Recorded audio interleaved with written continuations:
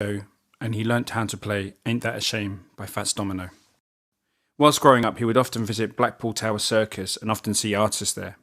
One particular performer he liked was George Formby. In 1957, Lennon got his first guitar. He purchased the 3/4 size guitar by mail for about £10. This was a Gallotone Champion acoustic guitar, made by the Gallo Company of South Africa. It was guaranteed not to split. Julia Lennon allowed her son's new guitar to be delivered to her house, rather than that of disapproving Aunt Mimi. He used this guitar in his first band called the Black Jacks, with his bandmate Pete Shotton, as his mother had taught him the 5-string banjo. Lennon played this guitar with the 6th string left slack. With the addition of a few new members, he renamed his band The Quarrymen. And on the 6th of July 1957, whilst performing at St Peter's Parish Fete in Woolton, Liverpool, he met Paul McCartney. This guitar broke the following year, yet it's unconfirmed if it actually split. Lennon gave this guitar to Aunt Mimi, who then later passed this guitar on to family friends.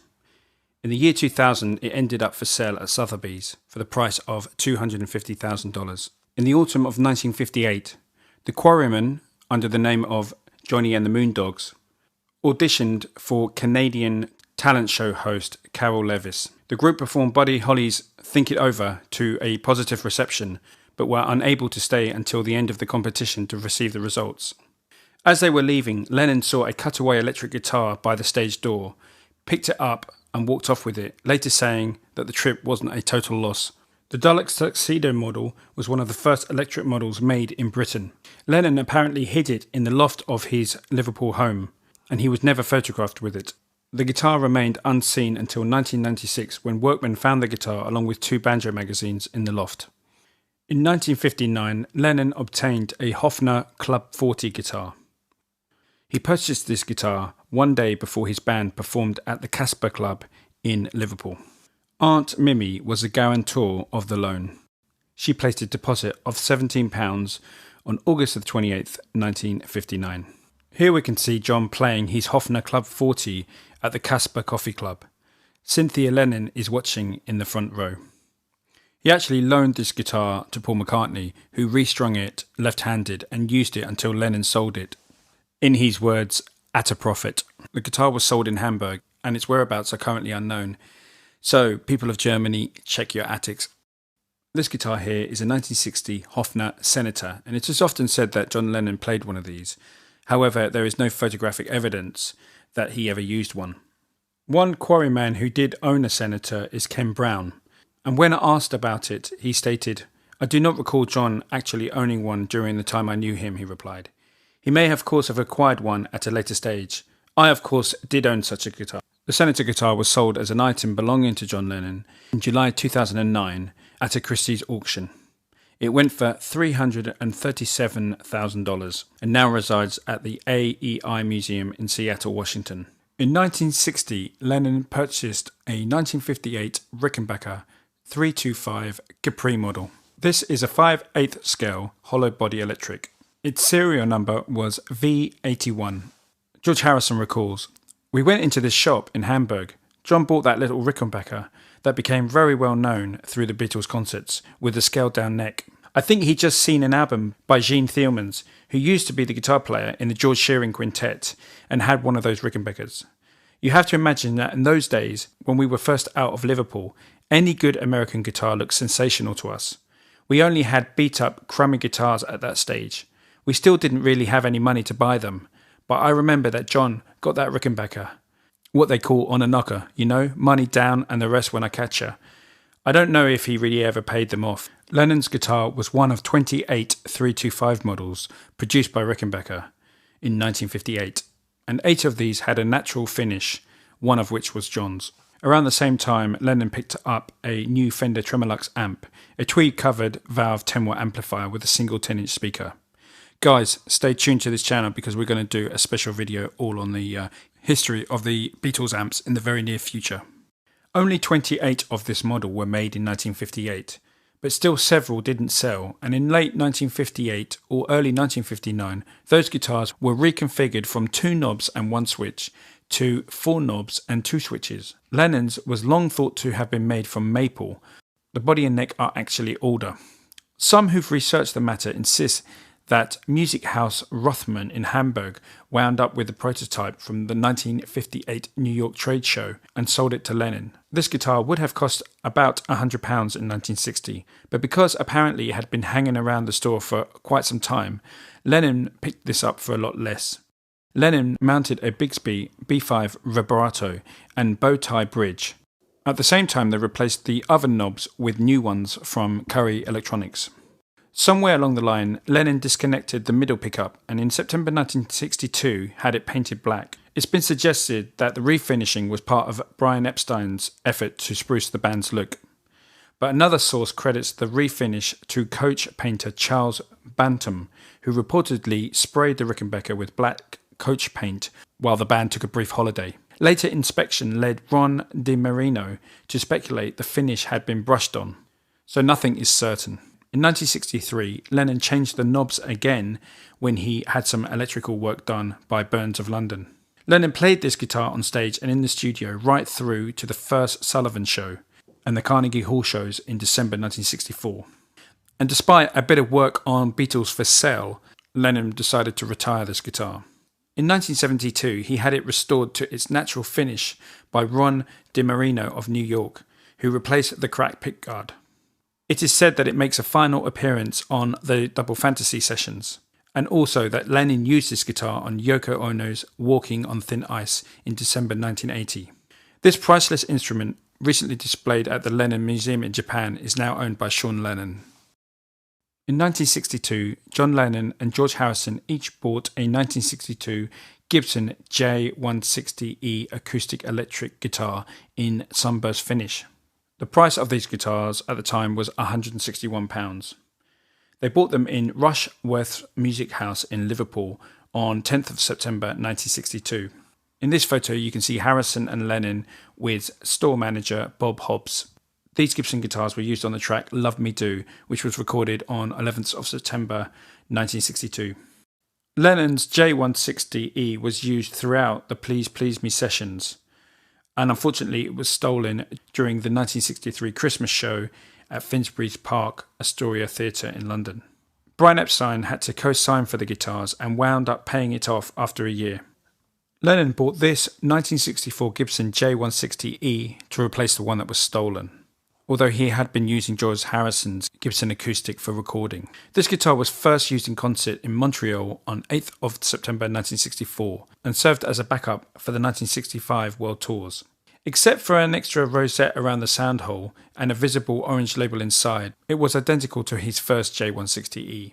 On this guitar, Lennon moved the pickup from the neck to the bottom of the sound hole, and then in 1967 commissioned Dutch artists Simon and Pathuma Aka the Fool to give it a psychedelic paint job to commemorate the All You Need Is Love satellite broadcast. You can see it in the rehearsal shots of that event. Later, Lennon had it stripped down and replaced the pickguard and put the pickup back where it originally was. The guitar can last be seen in action during the bed-ins, where Lennon scratched 2 caricatures of himself and Yoko on the front. In 1964, Lennon obtained a 1963 Rickenbacker 325 Jet Glow in black. Its serial number was DB122. This guitar, which was a solid top 325, was actually designed with John Lennon in mind, but it was not yet ready when Rickenbacker president F.C. Hall arrived in New York to meet with the Beatles before their Ed Sullivan debut.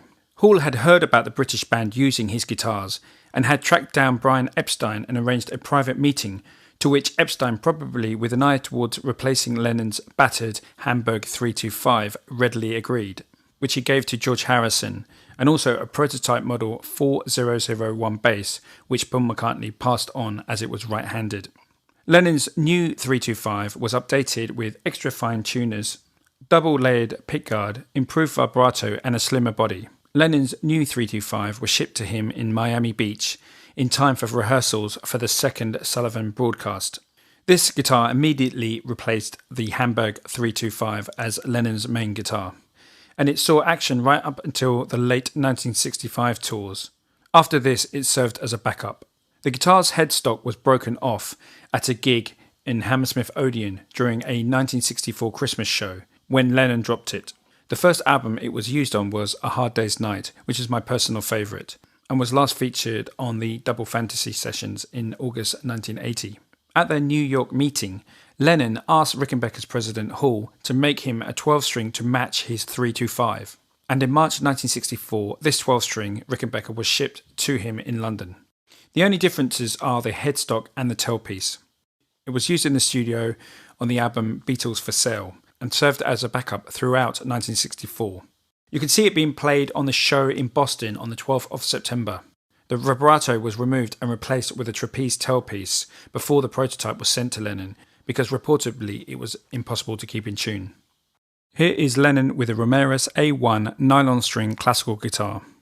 Lennon acquired this guitar in 1964 and it's said to have been called the Segovia model. It was used in the studio on tracks such as Anytime at All, I'll Be Back, And I Love Her, Yes It Is, and I Need You. Another acoustic from 1964 was this Framers 12-string Hootenanny acoustic. This was a 5/024 model, which was sold for £42. Lennon used this guitar to record Help, It's Only Love, and You've Got to Hide Your Love Away, amongst other songs. This next guitar is a bit of an enigma. Here we can see John Lennon playing a Fender Stratocaster. The unusual thing about this guitar is that it has a black painted headstock. Fender have stated they never made a black painted headstock guitar in 64 or 65. The most probable explanation for this guitar is that Arbiter knew John Lennon liked black guitars, so it wouldn't be surprising if they actually painted it themselves and gave it to them. And as you can see in these photos, you can't actually make out at all the Fender logo. Here in 1964 is Lennon with the 64 Rickenbacker 325 Rose Morris Limited 1996 model. It came in Fire Glow Sunburst finished with an F-hole, after he broke his Jet Glow 325 model. Rose Morris sold these guitars for £166, and it was advertised as the Beatlebacker. He used this guitar for the 64 and 65 Christmas shows. The guitar was later given to Ringo Starr, who used it on his own album in 2005. In late 1964, Lennon and Harrison sent roadie Mal Evans out to get a couple of Strats. Mal came back from Greenwoods in Kent with two 1961 Fender Stratocasters in a sonic blue colour. Although personally I think these look like a Daphne blue. Apparently Brian Epstein had agreed to pay for them if they were in the same colour. These were used on the Nowhere Man sessions and also on the Sgt. Pepper recording sessions. John's Stratocaster was listed as a 1962 model, although the serial number and the final whereabouts of this guitar are unknown. Leo Fender and his business partner Don Randall had been trying to get the Beatles to play their instruments. They had never paid an artist to play their instruments, but they were going to offer an endorsement deal to the Beatles. Don has stated in the past that it was a very large figure. Randall flew over to London to meet John and Paul. McCartney met him first and he was animated and talking about instrument ideas and sounds. And then Lennon came in and he was in a really miserable mood. And he was with Yoko too. And Lennon said, "Right, what the are we here for?" Randall said, "I'm from Fender." And Lennon said, "Yeah, what do you want from me?" Now Randall was going to offer them a large amount of money. But when Lennon heard them say he was going to give them instruments, he said, "Yeah, give us the instruments and we'll play them. Are we done?" And Randall never had to give them any money. This is a 1963 Gretsch 6120 Nashville model. Lennon acquired this guitar in 1965. It's a hollow-bodied orange double cutaway guitar. Its serial number is 53940. Although it's unknown where this guitar came from, it was used on the Paperback Writer sessions, and then it was little used after that. A couple of years later, Lennon passed this guitar on to his cousin. As of June 2012, this guitar is on loan to the Rock and Roll Hall of Fame. This is a photo from 1965, and here you can see all four Beatles receiving Russian-made nylon string instruments. At the time they were in the studio recording Day Tripper. It's doubtful these instruments ever saw any action, and apparently they were a gift from the Russian embassy in London. Here is a 1965 Epiphone E230TD Casino in original finish. John purchased the Casino in London in 1966. It was used on the Beatles' final tour in 1966 and for the classic albums Revolver and Sgt. Pepper's Lonely Hearts Club Band. It can also be seen on the rooftop concert for the Let It Be film and his first solo album for the Plastic Ono Band. In 1967, when the other Beatles were painting their guitars, Lennon sprayed the back of this guitar, body and neck, with white and grey paint, leaving the sunburst finish on the front but removing the pickguard. Lennon and Harrison had their respective casinos professionally sanded down to a natural finish, apparently to improve the tone. Other changes to this guitar were the replacement of the stock Cluson tuning pegs with gold Grover tuners. Here is a Guild Starfire 12 given to Lennon by Guild in August 1966. Although it never saw studio use, it was most likely used in his home studio. It had flame-style maple on the front with gold-plated hardware. It was presented to Lennon as a one-off by Mark Dronje, the son of Guild's founder Alfred Dronje. This next guitar is pretty odd-looking. It's a 1966 Vox Kensington, which Lennon received in 1967. This was a gift from Vox, and it shows up on the Hello Goodbye video session shots. It's also seen with George Harrison rehearsing I Am the Walrus during the Magical Mystery Tour. Next up is a 1965 Martin D28, which Lennon received in 1967. This Dreadnought acoustic took its place alongside the Gibson J160E on the Beatles albums, beginning with The Beatles. He took it to India with him on February 1968 and composed on it most of the White Album songs. This is another D28, this time it's from 1962. This was a guitar that John Lennon used throughout the 1970s and also on his last live performance. Lennon purchased a factory condition Les Paul Jr. guitar with a tobacco sunburst finish around the early 1970s. The original guitar came with a single P90 pickup with a black cover and a wraparound tailpiece with Cluson tuners. It came with just a volume and a tone control with gold knobs. He took his Les Paul Jr. to New York luthier Ron DeMarino to be modified.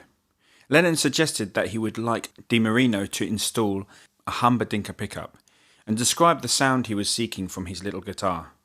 Lennon thought of himself as a rhythm player. In his own words, he was a rhythmer. DeMarino left the P90 alone but routed out a section of the body for a neck pickup. Instead of the requested humbucker, DeMarino installed a Charlie Christian pickup, which had a narrow string sensing blade and produced a clear sound. By all accounts, Lennon was quite happy with the results, and you can see him here playing with the finished product. In this photo you can see Lennon playing his Sunburst modified Les Paul Jr. At some point afterwards, he got DeMarino to sand off the Sunburst finish, in the same way that he had removed the finish of his Epiphone Casino. DeMarino also replaced the original tailpiece with a Tunematic bridge and stop tailpiece. And here you can see Lennon using this guitar on August 30th, 1972 at Madison Square Gardens. After this concert, Lennon decided to have the guitar refinished with a cherry stain. One interesting point to make here about this guitar is that it was strung with nines. So by all accounts, Lennon strung all his guitars with a light string gauge. Lennon was known for using resonator guitars, and here you can see a photo from 1972. Here he is using a National Resophonic tricone guitar, also known as a Style 1. He also played slide guitar with a metal slide on his pinky. In this other photo you can see him here playing a Dobro resonator style guitar. This is a receipt that DeMarino had in his possession, and it's a receipt for a Gibson Les Paul 1960 Cherry Sunburst. And here you can see John Lennon in the studio using the same Les Paul. The photo was taken at the record plant in New York City around 1971. And it's probably still owned by the Lennon family. Here's Lennon playing a cream Fender Telecaster with a Bigsby tailpiece. These photos were taken at the record plant in 1972. I'm not sure that Lennon actually owned this guitar, and it could have belonged to a studio or another musician. But guys, if you have any details about this guitar, let me know in the comments. Here's a photo of Julian Lennon with his father's Yamaha CJ Dragon guitar, which was especially custom made for Lennon. Whilst visiting Japan with Yoko Ono in 1977, he requested a meeting with Yamaha to talk about building him a guitar.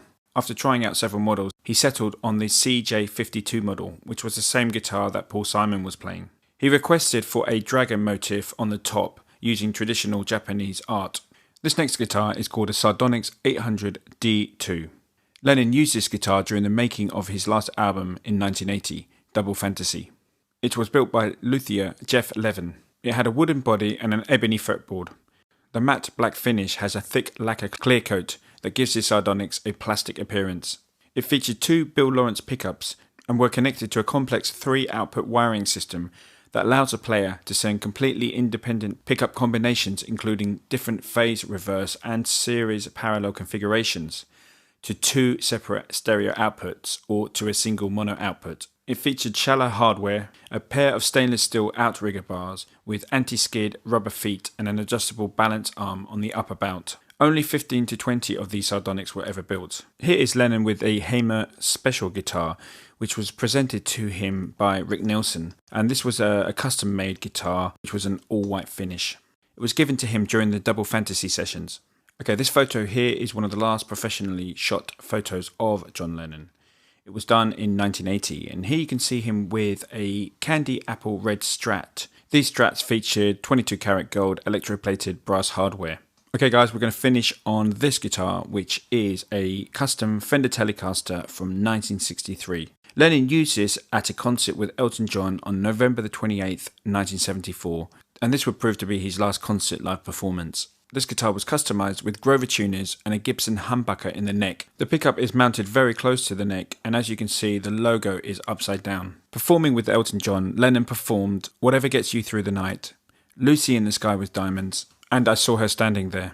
After the concert, when Lennon came off stage, he told the waiting journalists, "It was good fun, but I wouldn't like to do it for a living." Thanks a lot guys for watching this video. You can really help me by subscribing and sharing and liking and all that stuff. Hope to see you soon. God bless. Take care.